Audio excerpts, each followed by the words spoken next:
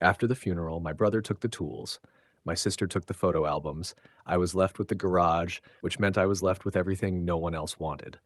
It was a tomb of half-finished projects and the smell of motor oil and regret.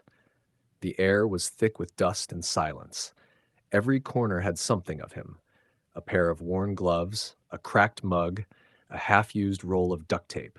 It felt like stepping into a version of him that never stopped working, even after the world had moved on.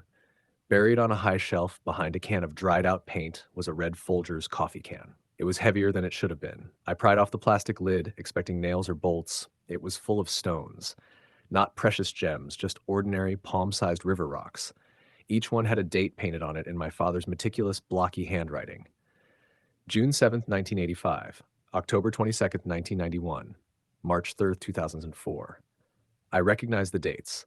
They weren't birthdays or anniversaries. They were the bad days. The day his business failed. The week my mother was in the hospital, the year I dropped out of college, and he didn't say a word, just quietly paid off my debt and told me to take some time. Beneath the rocks was a folded piece of paper, brittle and yellowed. Open quote: "Son, if you're reading this, you've had a bad day. Life will give you a lot of them. They're heavy. You can't carry them all. So you pick one up, you feel its weight, you write the date on it, and then you put it down.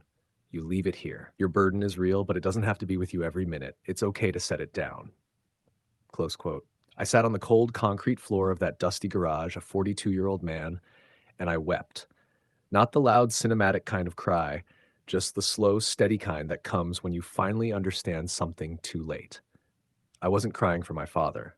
I was crying for all the bad days I was still carrying.